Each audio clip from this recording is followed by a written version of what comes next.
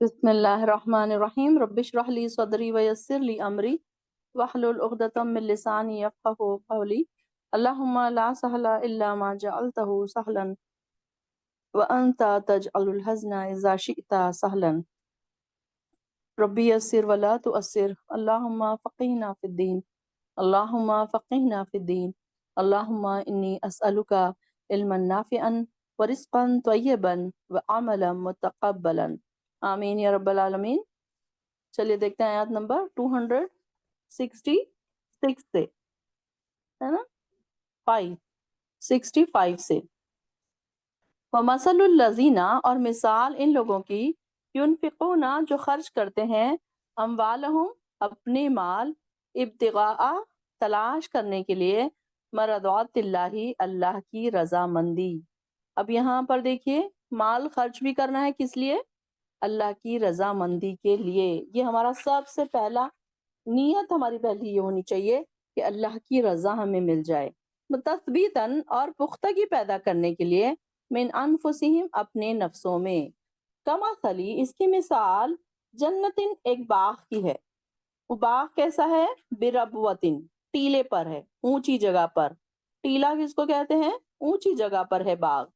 اصوابہا اسے پہنچی، وابل زور کی بارش، فآتت تو پھر لایا وہ باغ، اکلہا اپنا پھل، ضعفین دگنا، ڈبل، فإن پھر اگر لم یصبھا نہ پہنچے اس باغ کو، وابل زور کی بارش، فطل تو پھوار ہی کافی ہے، واللہ اور اللہ، بما ساتھ اس کے جو، تعملون بصیر تم عمل کرتے ہو، جو خوب دیکھنے والا ہے، جو بھی تم عمل کر رہے ہو اللہ تعالیٰ اسے خوب دیکھنے والا ہے۔ اب یہاں پر بھی دیکھیے کہ ایک اور مثال بیان کی جا رہی ہے ریاکاری کی۔ پیچھے بھی ہم نے دیکھا ریاکاری کی مثالیں اور نیکیوں کو سنبھالنے کی مثال۔ اب یہاں پر ریاکاری کی مثال کیا ہے کہ جیسے ربوتن ایک اونچائی پر باغ، کیسی ہے یہاں پر؟ اب ایک تو سب سے پہلے نیت انسان کی کیا ہونی چاہیے کہ وہ جو بھی خرچ کر رہا ہے کس کی کیا وجہ سے خرچ کر رہا ہے؟ تاکہ اللہ تعالیٰ کے پاس اس کے پوائنٹس بڑھ جائیں، دنیا میں دکھانے کے لیے یا پھر لوگوں کو دکھانے کے لیے، اس لیے نہیں کہ میرا نام ہو جائے، میرا نیوز پیپر میں نام آ جائے، یا مائک میں میرا نام پکارا جائے، یا اسٹیج پر میرا نام بلایا جائے کہ فلاں شخص نے اتنا اتنا یہاں پر مسجد بنائی، اتنا مسجد میں یہ لگایا، یہاں پر یہ کنواں کھدوایا، یہ ساری چیزیں، یہ نہیں، بلکہ صرف اللہ کے پاس اس کا اجر لکھا جا سکے، تو یہ ان کا انٹینشن ہوتا ہے۔ اور دوسرے کیسے؟ تثبیتاً من انفسہم پختگی پیدا کرنے کے لیے اپنے نفسوں میں، یعنی کہ اپنے ایمان کے لیول کو ثابت رکھنے کے لیے۔ ثابت، تثبیتاً ثابت سے ہے، ثابت رکھنا، اپنے آپ کو ثابت رکھنے کے لیے اپنے نفسوں کو۔ تو یہاں پر اللہ کی رضا اور ایمان کی ثابت قدمی، یہ دو چیزوں کی بات بتائی جا رہی ہے کہ یہ چیزیں کیا ہے، انسان پہ نیکیوں کو پھر بڑھا دیتی ہے۔ اور یہاں پر دیکھیے کہ اب یہاں ربوا کی کیا میننگ ہے، آگے جو مثال آ رہی ہے کہ یہاں ایک مثال اس کی بتائی جا رہی ہے کہ ایک باغ ہے اور اس کا وہ کہاں پر ہے؟ اونچائی پر ہے۔ ربوا اسی سے مراد ایسی زمین ہے جس کی سطح جو ہے عام زمین سے اوپر ہوتی ہے، بلند ہوتی ہے، یعنی کہ تھوڑی اونچائی پر ہوتی ہے، اور کیسی نرم بھی ہوتی ہے۔ تو ایسی زمین عموماً کیا ہوتی ہے؟ سرسبز ہوتی ہے، شاداب ہوتی ہے۔ تو اسے کیا، اس کو اگر وہاں پر بارش آئی، زوردار بارش سے مراد کیا ہے؟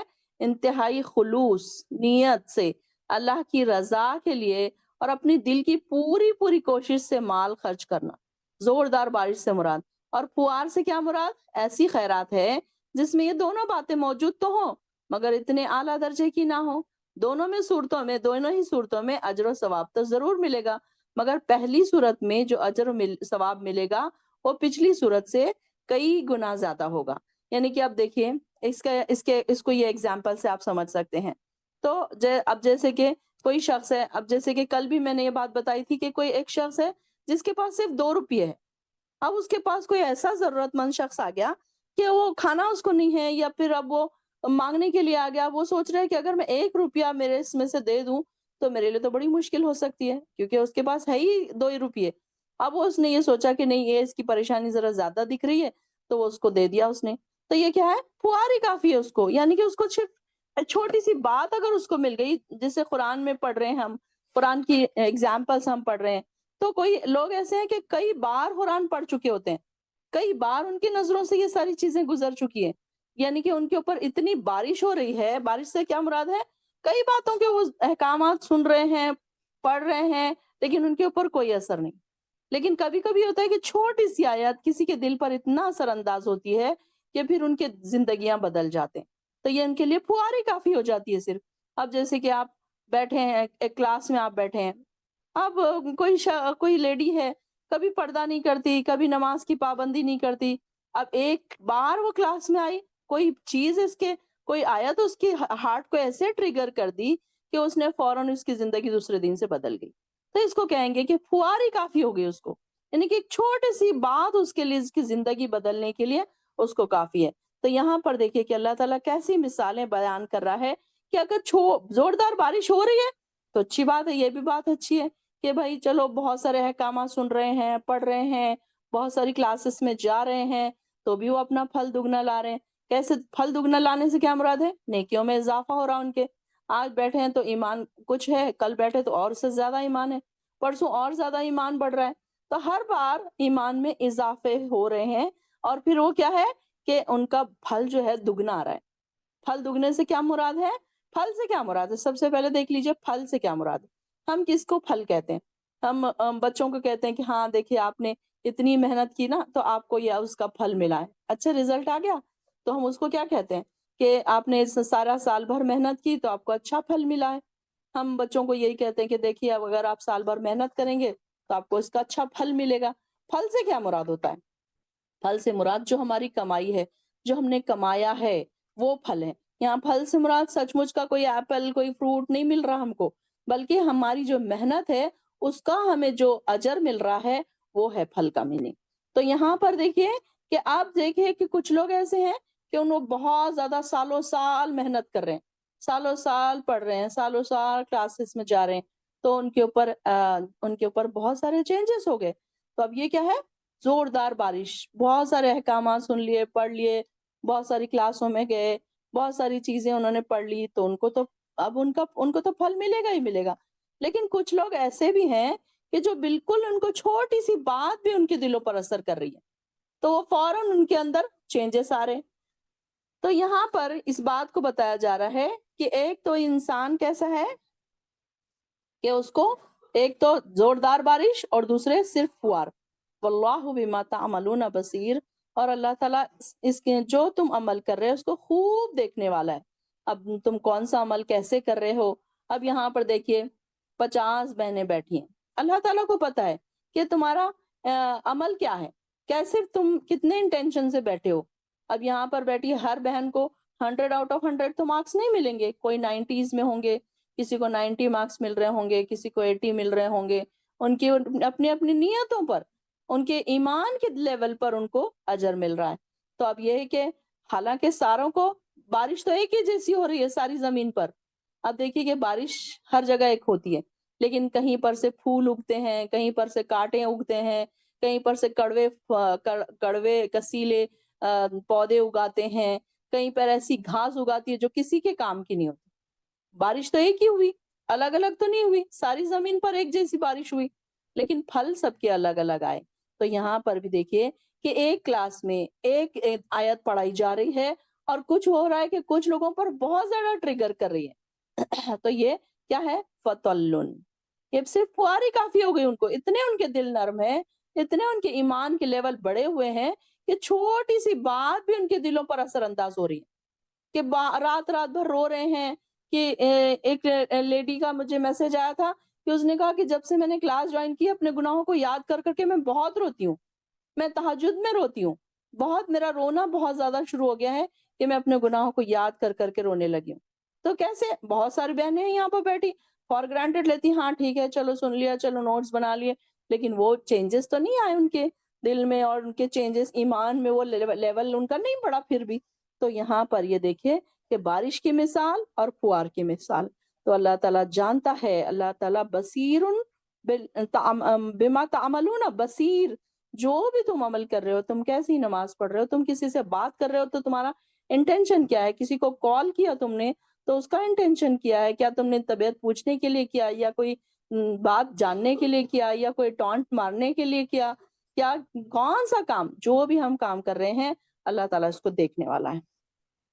ایود احدکم، کیا پسند کرتا ہے تمہارے میں سے ایک کوئی، تکونو کہ ہو اس کے لیے، لہو اس کے لیے، جنتن ایک باغ، من نخیل کھجوروں کا، وعناب اور انگوروں کا، تجری من تحتها الانہار بہتی ہیں اس کے نیچے سے نہریں، لہو اس کے لیے، اس شخص کے لیے، فیہا اس باغ میں، من کل ثمرات ہر قسم کے پھل ہوں، وَأَصَابَهُ اور آ پہنچا ہو اسے، کبرو بڑھاپا، وَلَهُ اور اس کے لیے، ذریتن اولاد ہو اس کی، ضعفاء کمزور، وَأَصَابَهَا پھر آ پڑے اس پر، اِعْصَارٌ ایک ایسا بگولا، فیہ اس میں، نارٌ آگ ہو، فاحترقت تو جل جائے گا وہ باغ، کذالک اسی طریقے سے، یبین اللہ بیان کرتا ہے اللہ، بیان کرنا کیسا ہے؟ کھول کھول کر بیان کرنا، اوپن کرنا، اچھے سے ایکسپلین کرنا، لکم تمہارے لیے، آیاتی آیاتیں، لعلکم تتفکرون تاکہ تم غور و فکر کرو۔ دیکھیں کتنی ایگزامپلس ہم نے پڑھی، 263 میں ایک ایگزامپل پڑھی، پھر 264 میں ایک ایگزامپل پڑھی، پھر 265 میں ایک ایگزامپل پڑھی، اب یہ دیکھیے کہ 266 میں ایک ایگزامپل آ رہی۔ تو آپ لوگوں کو یہ ایگزامپل آپ جب پڑھ رہے ہیں نا، تو آپ کو یہ ریلیٹ کرنا آنا چاہیے کہ کیا ہے اس کا مطلب، کیا چاہ رہے ہیں اللہ تعالیٰ، یہ ایگزامپل بتانے سے اللہ تعالیٰ کا مقصد کیا ہے۔ تو یہاں پر بھی دیکھیے کہ نیک اعمال کو برباد کرنے والے کی مثال یہاں پر بتائی جا رہی کہ کیسے ہوتا ہے کہ انسان زندگی بھر محنت کر رہا ہے، اور جب مرنے کے بعد اس کے کوئی ایسے کام ہیں جس کی وجہ سے اس کے سارے اعمال ضائع ہو گئے۔ تو اس کی مثال یہ بتائی جا رہی کہ ایک شخص نے ساری زندگی اپنی ایک ہی باغ پہ لگا دی، اور اس کے باغ کے بھی کیسے باغ بھی ہیں؟ انگور اور کھجور کے۔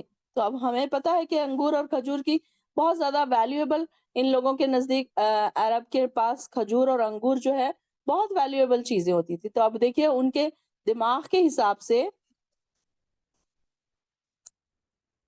ان کے دماغ کے حساب سے، اس کے حساب سے یہ بتایا جا رہا ہے کہ دیکھیے کہ کیسے اس کے مطلب ویلیویبل پھلوں کی طرف اٹریکٹ کر کے ان کو کہا جا رہا ہے کہ باغ بھی کیسے ہیں، چھوٹے موٹے کوئی پھلوں کے نہیں ہیں، بلکہ کیسے ہیں، کھجوروں اور انگور کے باغ ہیں، ویلیویبل فروٹس۔ اس کی ہم بار بار پڑھتے ہیں کہ کھجور کی کیا افادیت ہے، بہت ویلیویبل پھل، جس کو ہم آج اگر سائنس نے بھی اس کو پروو کیا ہے کل تک، اب جس کو سائنس پروف کرتی ہے تو ہماری نظروں میں تو اور زیادہ اس کی ویلیو بڑھ جاتی ہے۔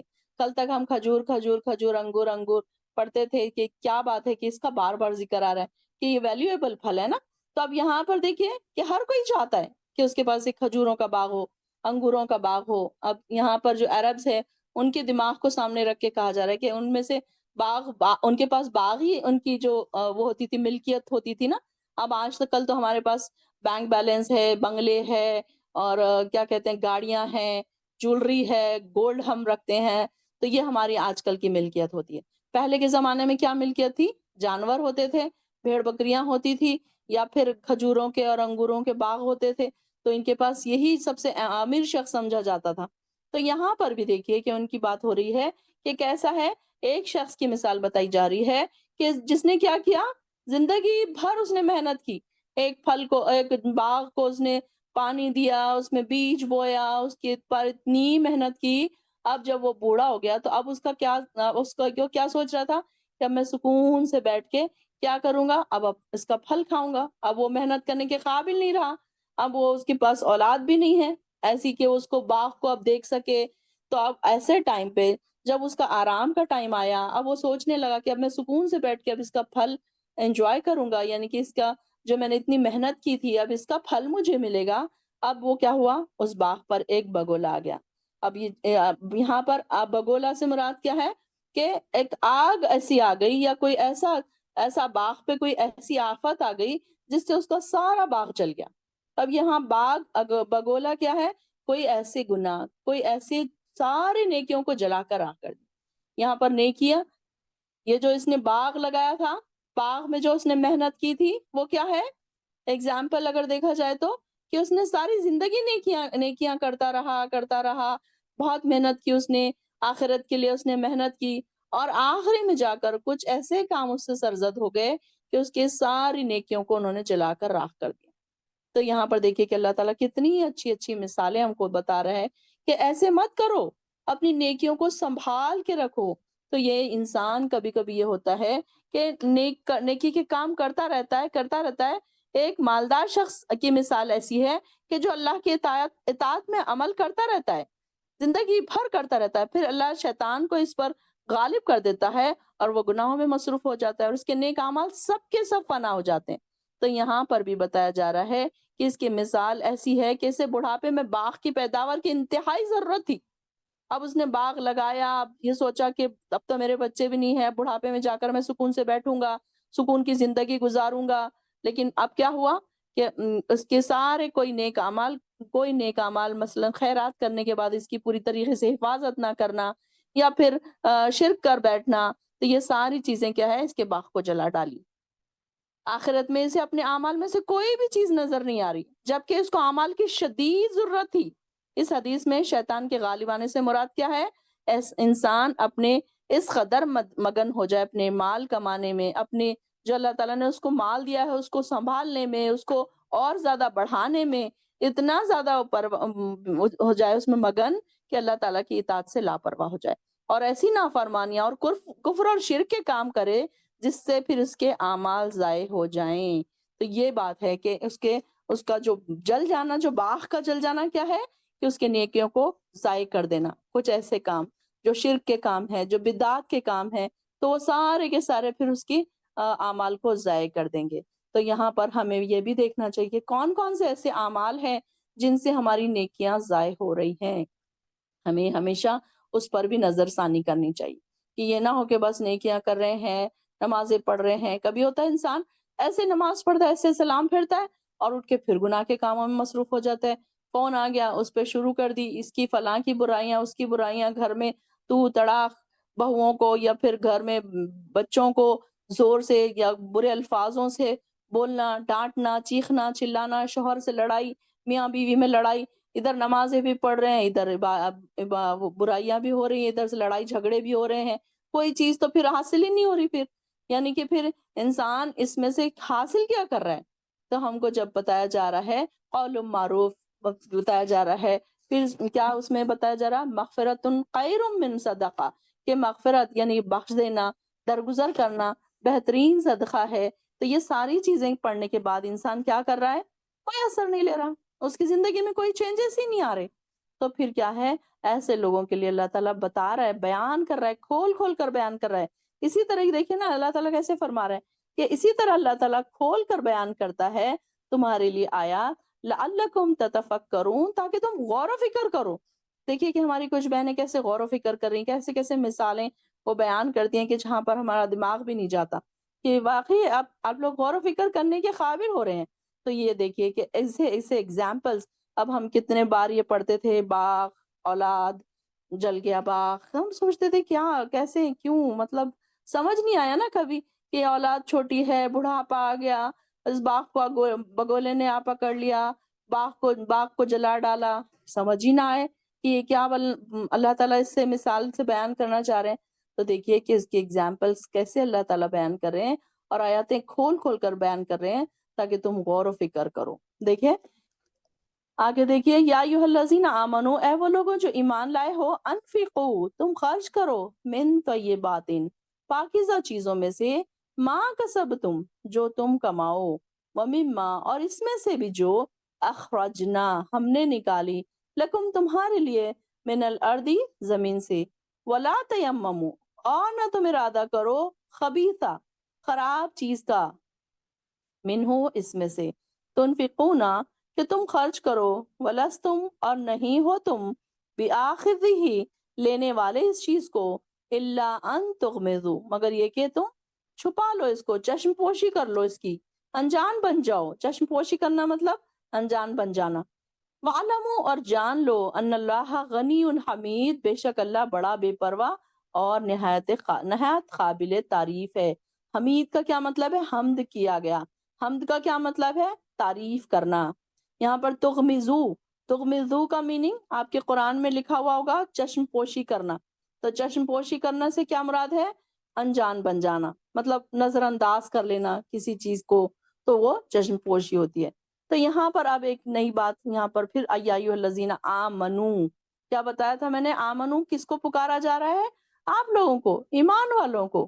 ہم اپنے اپنے دلوں میں اپنے اپنے ایمان کا جائزہ لیں اور یہ کہیں کہ ہمارے لیے یہ بات آ رہی ہے، ہم ہیں نا ایمان والے، تو ہمارے لیے یہ بات آ رہی ہے۔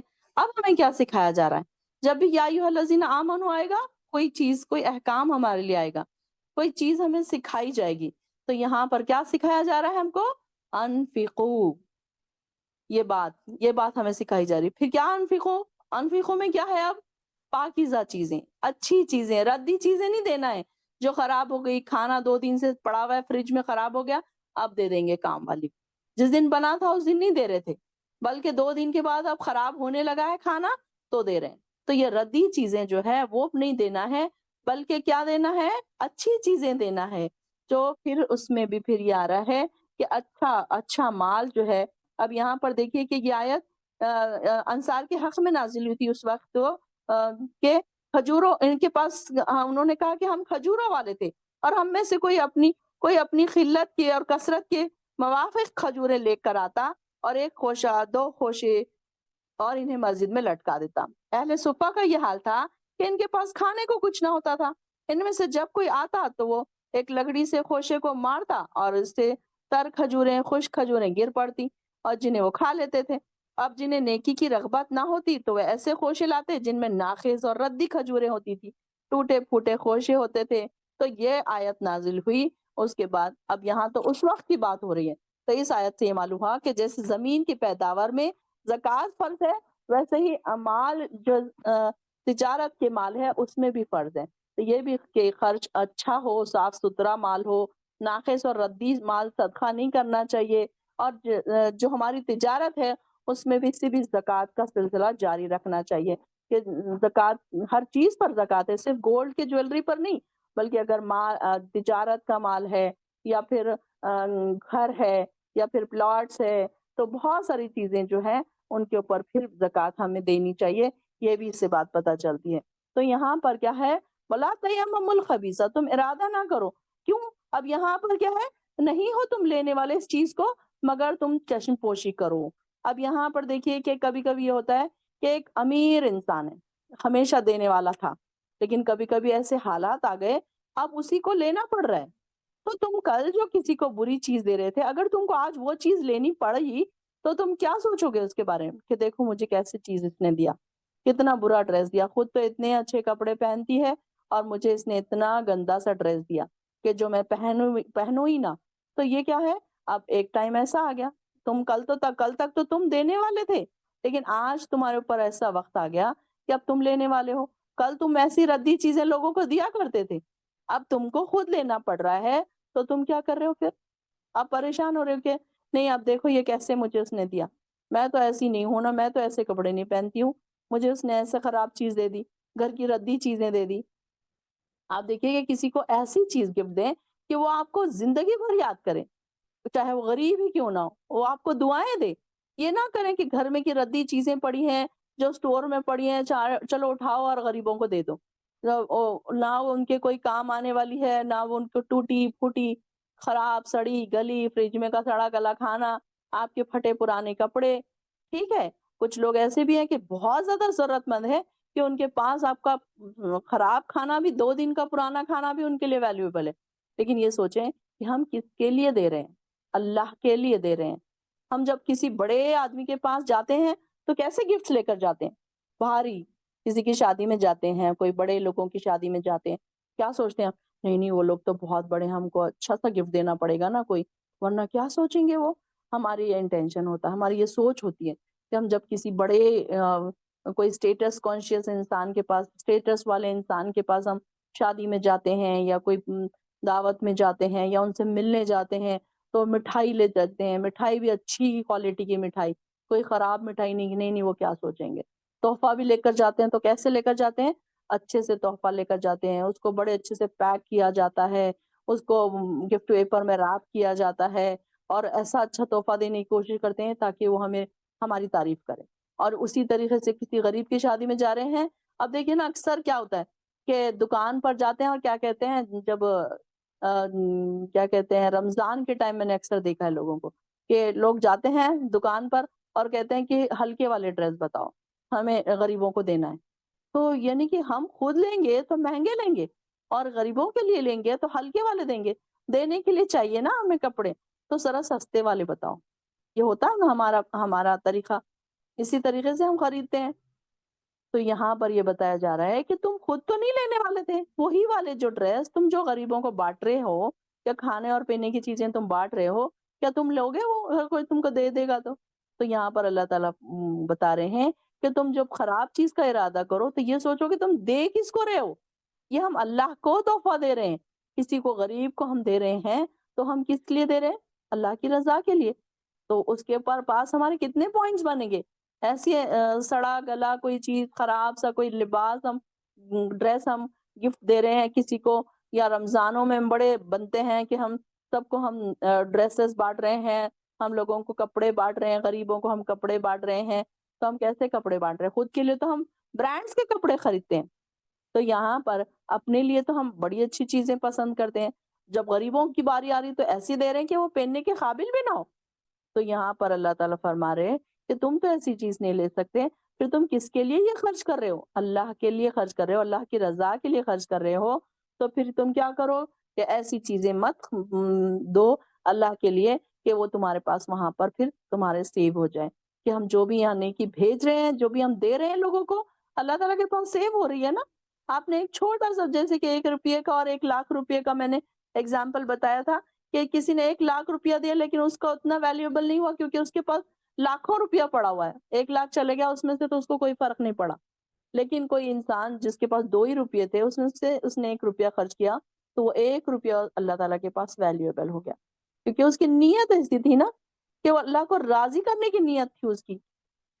تو یہاں پر بھی یہی ایگزامپل یہاں پر بتایا جا رہا ہے کہ دیکھو اللہ تعالیٰ کے لیے ہم خرچ کر رہے ہیں، اللہ تعالیٰ کو ہم گفٹ دے رہے ہیں۔ جب بھی آپ کسی غریب کے لیے کوئی چیز خریدنے جائیں نا تو آپ ضرور یہ بات دماغ میں لائیں کہ یہ چیز اللہ کے پاس پیش ہوگی، اللہ تعالیٰ اس کے بارے میں کیا سوچے گا، اللہ تعالیٰ میرے بارے میں کیا سوچے گا، میں نے کیسی چیز دی، ردی چیز دی، میں نے ایک دم گھٹیا چیز دی۔ کچھ لوگ یہ ہوتے ہیں نا کہ گفٹس آتے ہیں تو کیا کرتے ہیں لوگ، کچھ گفٹوں کو اسٹور میں پھینک دیتے ہیں، کچھ کسی کام کے نہیں ہے، خراب ہے، پہننے کے قابل نہیں ہے، رکھنے کے قابل نہیں ہے، لیکن کچھ گفٹس ایسے ویلیویبل ہوتے ہیں کہ جس کو سالوں سال لوگ سنبھال کر رکھتے ہیں، کرے فلاں شخص نے مجھے بہت ہی اچھی چیز دی تھی، میں نے آج تک اس کو سنبھال کر رکھی۔ آپ ان کو بتاتے بھی ہیں کہ دیکھو تم نے فلاں اتنے سال پہلے مجھے وہ چیز دی تھی نا، میں نے اس کو ابھی تک سنبھال کے رکھی، کیونکہ وہ تھی چیز اچھی، اس نے اچھی چیز دی تو اس کی ویلیو بھی بڑی پھر۔ تو یہاں پر بھی یہ بات بتائی جا رہی ہے کہ جب تم ارادہ کرو اللہ کے لیے دینے کا ارادہ کرو تو اچھی سے اچھی چیز دو، انفقوا من طیبات، پاکیزہ چیزوں میں سے دو جو تم نے کمایا ہے۔ یہ نہیں ہے کہ تم کیسے بھی لوگوں کو خراب چیزیں بانٹتے پھرو اور یہ سوچو کہ ہاں میں تو بڑی چیز ہوں، میں تو بڑی دلدار ہوں، میں تو بڑے دل والی ہوں، میں اللہ کی راہ میں بہت خرچ کرتی ہوں۔ بلکہ یہاں پر دیکھیے کوالٹی امپورٹنٹ ہے، کوانٹٹی امپورٹنٹ نہیں ہے۔ آپ لوگوں کو 10 ڈریس بانٹ رہے ہیں لیکن 10 ڈریس کیسے ہیں؟ ردی، خراب، ایسے کہ کس کو کوئی نہیں پہنتا، غریب لوگ بھی اس کو نہیں پہنتے، اس کی بجائے آپ 2 ڈریس بانٹ رہے ہیں کسی کو، بہت ہی اچھے، بہت ہی خوبصورت، دیکھ کر ان کا دل خوش ہو گیا کہ ایسے کپڑے انہوں نے کبھی نہیں پہنے تھے زندگی میں تو ان کو ایسے کپڑے مل گئے۔ تو کوالٹی امپورٹنٹ ہے، کوانٹٹی امپورٹنٹ نہیں ہے۔ تو یہاں پر بھی اللہ تعالیٰ فرما رہے ہیں ان اللہ غنی حمید، اللہ تعالیٰ بڑا بے پرواہ، اللہ تعالیٰ کو کوئی ضرورت نہیں ہے تمہارے کوئی نیکیوں کی۔ ہم یہ سوچ رہے ہیں کہ ہم اللہ کے لیے دے رہے ہیں، اللہ کے لیے وہ دے رہے ہیں، اللہ خوش ہوگا۔ ہاں ٹھیک ہے، اللہ تعالیٰ خوش ہوگا، لیکن اگر تم نہیں دو گے تو اللہ تعالیٰ کو کوئی فرق تو نہیں پڑے گا، اللہ تعالیٰ تو بے پرواہ ہے۔ تم دو یا نہ دو، تم دو تو کس کے لیے؟ اپنے ہی لیے جمع کرو گے۔ اب اگر کوئی بینک بیلنس جمع کر رہا ہے تو کس کے لیے جمع کرتا ہے؟ کوئی انسان سعودی عرب میں رہ رہا ہے، اس کو جانا ہے انڈیا واپس، وہ اپنے بینک میں پیسے جمع کرتا ہے، گھر بناتا ہے، کیوں؟ کیونکہ اس کو وہاں جانا ہے واپس، اس کو وہاں جانے کے بعد وہ ساری چیزیں لگیں گی، ایک گھر لگے گا، اس میں پھر پیسہ چاہیے، اس کو وہاں پر رہنے کے لیے اس کو پیسہ چاہیے، تو وہ کیا کرتا ہے؟ سارا پیسہ اپنی بینک میں جمع کرتا ہے تاکہ جو کل کو وہ جائے گا، بڑھاپے میں وہ جائے گا تو وہ سکون سے بیٹھ کر پھر کھائے گا۔ تو پھر ہم بھی کیا کر رہے ہیں؟ اپنے بینک میں بھیج رہے ہیں۔ اللہ تعالیٰ کے پاس جو ہماری بینک ہے نا نیکیوں کی، اس میں ہم اپنی نیکیاں بھیج رہے ہیں۔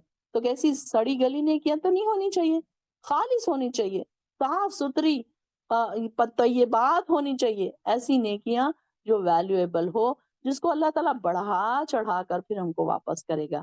اللہ تعالیٰ کہتا ہے نا کہ میں تم کو تمہاری نیکیوں کو بڑھا چڑھا کر پہاڑوں کے مانند کر دے گا۔ کبھی کبھی یہ ہوتا ہے کہ ایک چھوٹی سی نیکی بھی پہاڑ کے مانند ہو جاتی ہے۔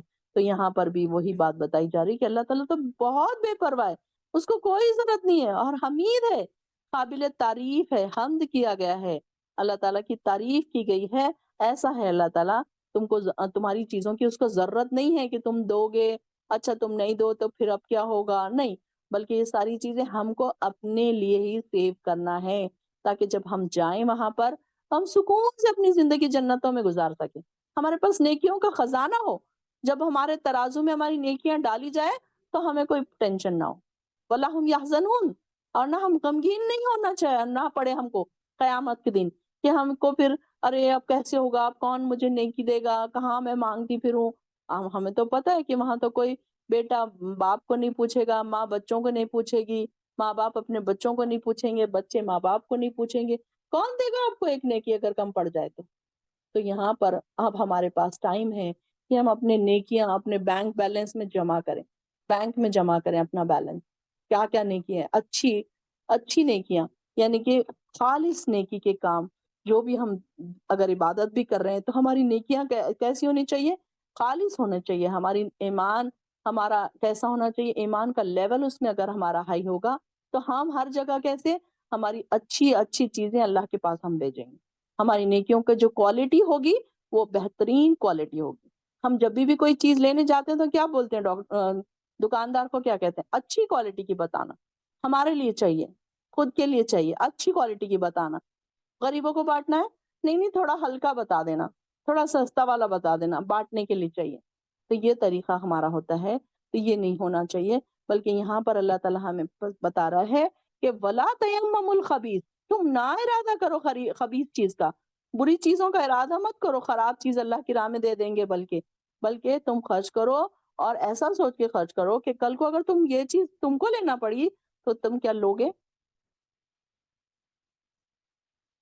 الشیطان، شیطان یعیدکم، تمہیں ڈراتا ہے، فقرا، تنگ دستی سے، فقر فاقے سے ڈراتا ہے، وَيَأْمُرُكُمْ، اور تمہیں حکم دیتا ہے، بالفحشاء، بے حیائی کا، واللہ یعیدکم، اور اللہ تم سے وعدہ کرتا ہے، مغفرتم منہ، اپنی مغفرت کا، وفضلا، اور فضل کا، واللہ واسع علیم، اور اللہ تعالیٰ بڑا نہایت وسعت والا اور خوب جاننے والا ہے۔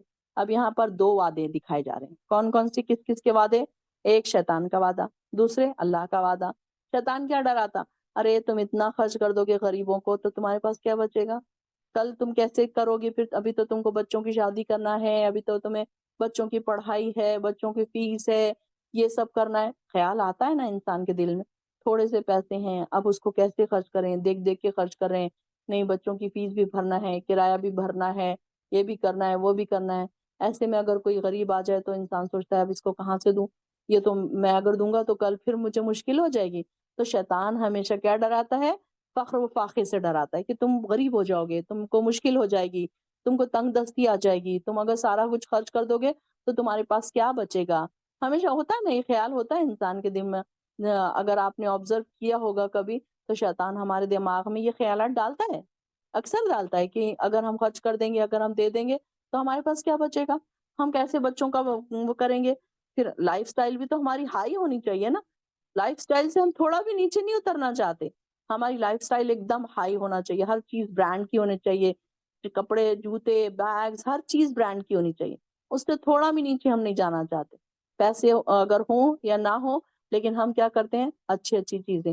تو یہاں پر اللہ تعالیٰ کہہ رہے ہیں کہ شیطان تو تمہیں ہر وقت ڈرائے گا، اور وہ تمہیں حکم کیا دے گا، بے حیائی کا، واللہ یعیدکم، اور اللہ تعالیٰ تم سے کیا وعدہ کر رہا ہے، اپنی مغفرت کا، فضل کا، فحش کا۔ اب دیکھیے کہ کسی انسان بے حیائی کا کیسے حکم دیتا ہے شیطان، جیسے کہ کسی انسان کے پاس پیسہ ہے، اب وہ کیا کر رہا ہے، اس کا بہت زیادہ پیسہ ہے، اب کیا کرے، موویز دیکھ رہا ہے، بے حیائی کے کام ہے، बड़ा टीवी लाना है घर में, छोटा टीवी नहीं लाना है, बेहाई के काम।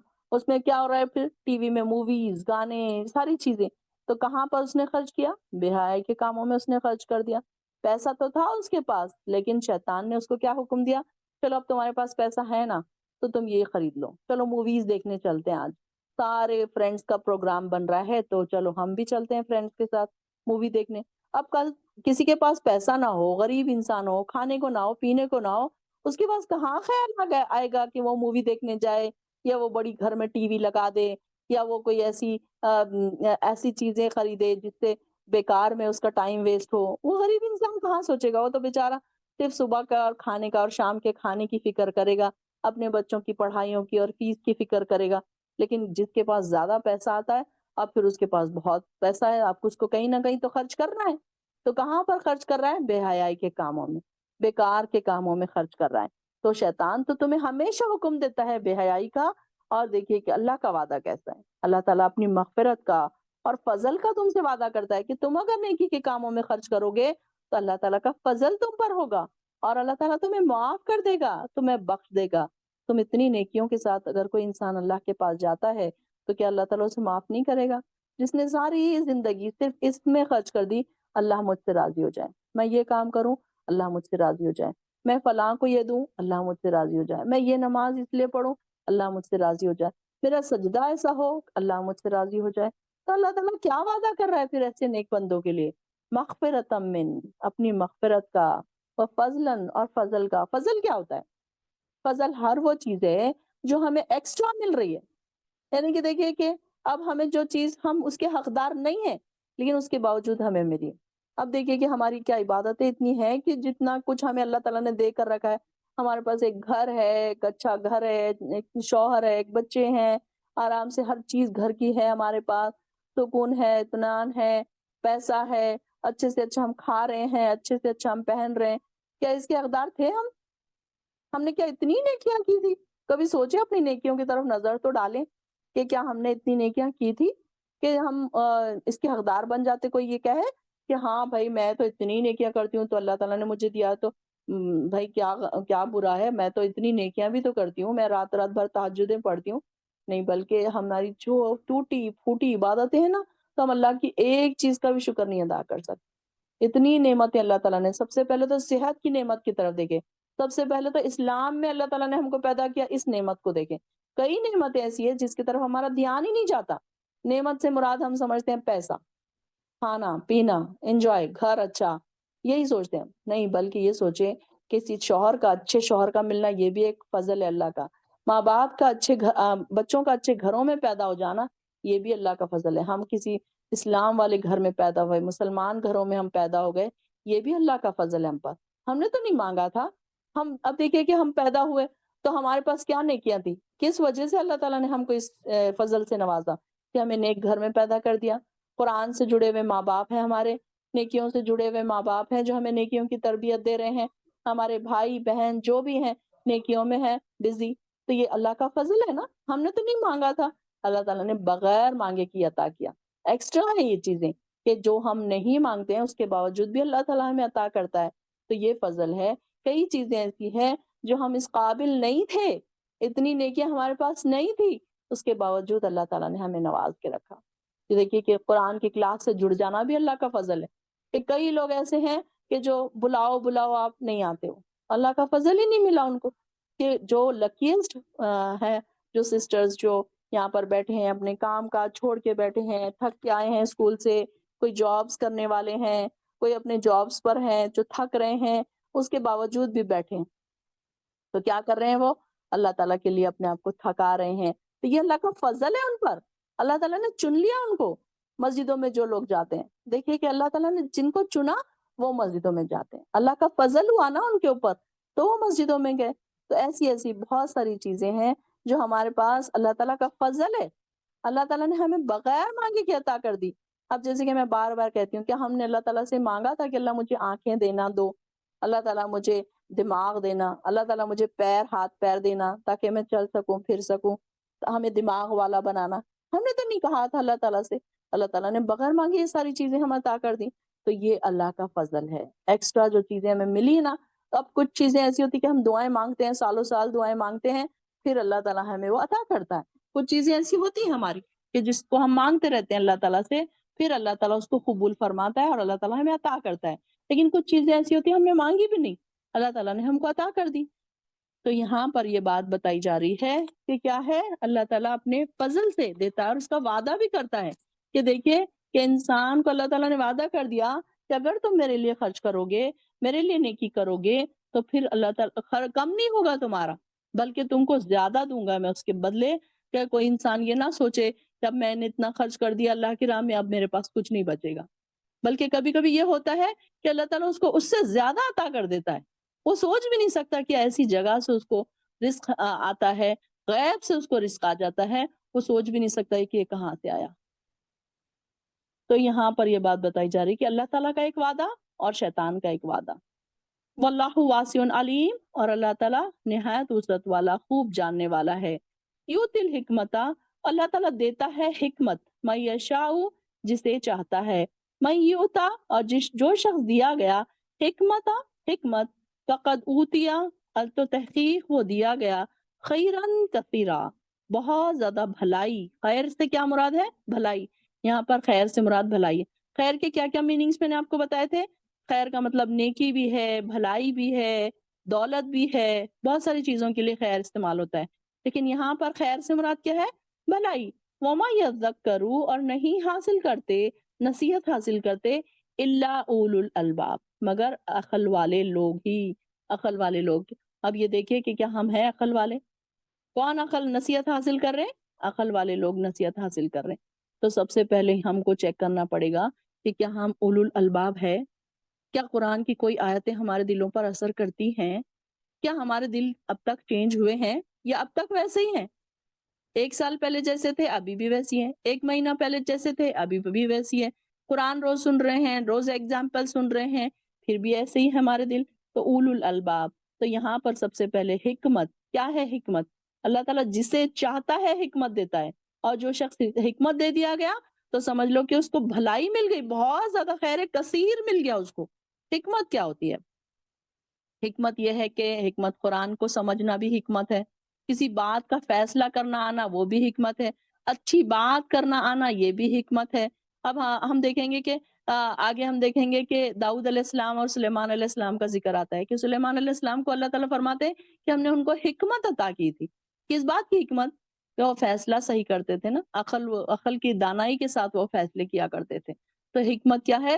ہر خیر کی چیز مل جانا۔ اب یہ حکمت یہ کہ انسان کئی بار ایسا ہوتا ہے کہ انسان دن رات قرآن پڑھتا ہے لیکن قرآن سے کوئی اس کو فائدہ نہیں حاصل ہو رہا، تو اس کو حکمت نہیں دی گئی۔ پھر کئی جیسے کہ انہوں نے بتایا کہ حج کر کے آ رہے ہیں تو ہم سمجھتے ہیں کہ ارے یہ تو بہت نیک ہے، حج کر کے آ گئے۔ لوگ حج پہ حج کر رہے ہیں لیکن بعد میں آ کے پھر کیا کریں؟ وہی گناہوں کی زندگی، وہی شرک کے کام۔ تو پھر حکمت تو نہیں ان کو ملی۔ تو حکمت ان کو عطا کرتا ہے اللہ تعالیٰ، اور وہ خوش قسمت ہیں۔ وہی اللہ تعالیٰ فرماتے ہیں جو شخص کو حکمت دے دی گئی تو اس کو تو خیر کثیر دے دیا گیا، وہ بہت لکی ہے۔ اللہ تعالیٰ سے دعائیں بھی کیا کریں کہ اللہ ہمیں حکمت عطا کر، اللہ ہمیں حکمت، ہر چیز میں حکمت عطا کر، اچھی بات کرنا آنا، قرآن کی کوئی آیت سے گزر رہے ہیں تو قرآن کی آیت ہمیں سمجھ آئے۔ ہم اکیلے میں بیٹھے ہیں، قرآن پڑھ رہے ہیں، ایک آیت پر سے آپ گزرے ہیں، آپ کو وہاں پر رونا آ رہا ہے، وہاں پر آپ کوئی دعا مانگ رہے ہیں، وہاں پر آپ خوش ہو رہے ہیں، جنت کا ذکر آ رہا ہے، آپ خوش ہو رہے ہیں، اللہ مجھے بھی جنت میں جانا ہے، موت کا ذکر آ رہا ہے، آپ وہاں پہ فوراً دعا کریں اللہ میری موت، میرا اچھا خاتمہ کرنا۔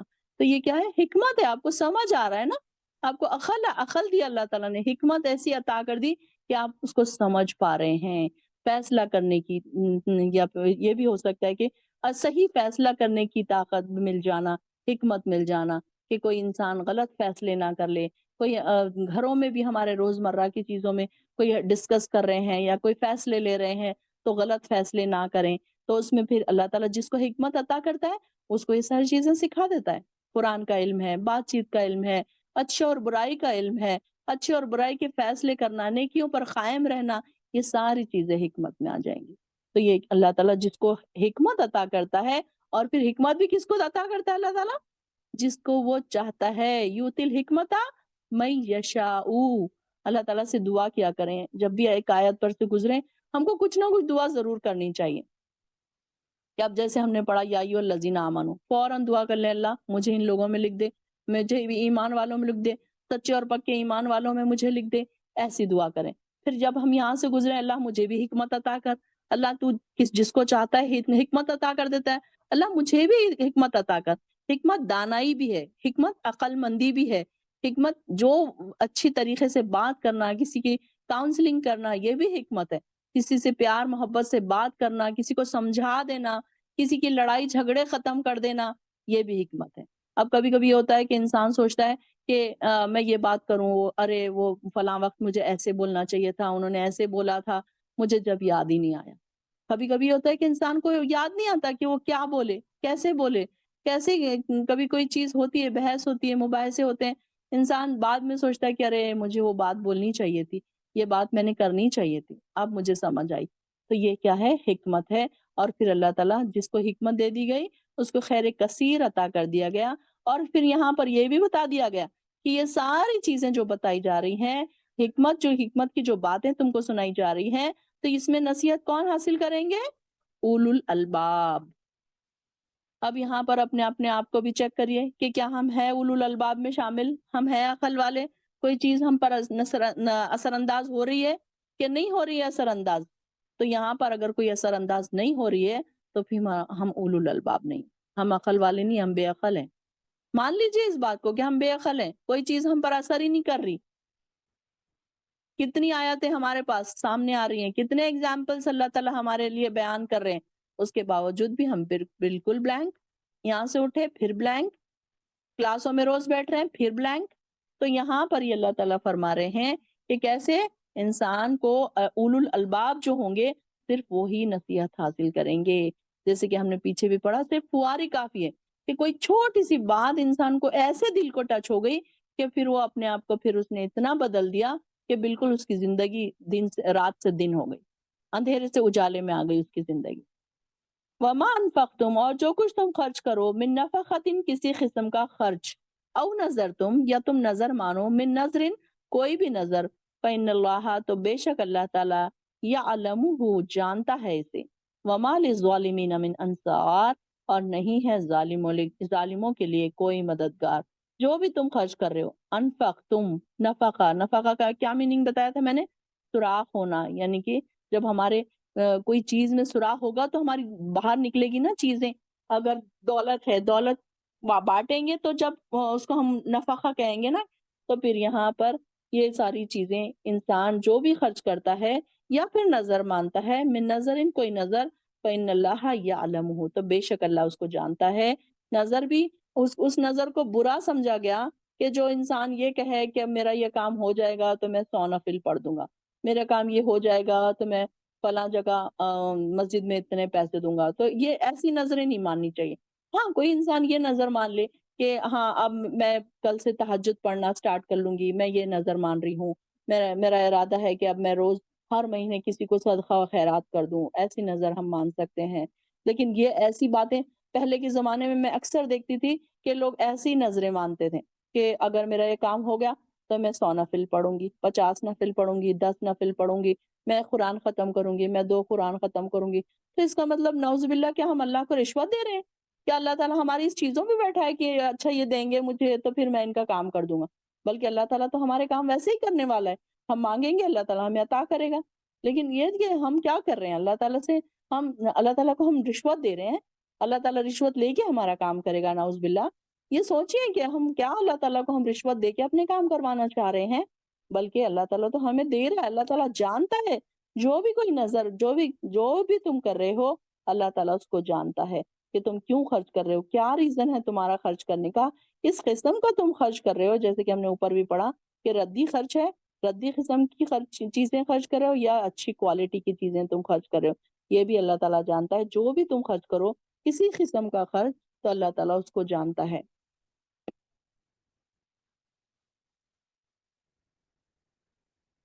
اور جو اچھی نظر آ کر کوئی مان رہا ہے تو اس کو پھر پوری کرنا چاہیے۔ مگر حلال کام کے لیے کوئی نظر مانگنا ہے، حرام کام کے لیے کوئی نظر نہیں مانگنا۔ اب جیسے کہ ہمارے پاس کون سی نظریں مانی جاتی ہے اکثر، کہ فلاں درگاہ پہ جا کے ہم ایک بکرا ذبح کریں گے، فلاں جا کے ہم غریبوں کو وہاں پر کھانا کھلائیں گے، اس طریقے کی نظریں قابل قبول نہیں ہے، ایسی نظریں ماننا پھر گناہ کا کام ہو جائیں گے پھر۔ چلیے یہاں تک رکھتے ہیں، آیت نمبر 270 تک۔ وآخر الدعوانا ان الحمد للہ رب العالمین۔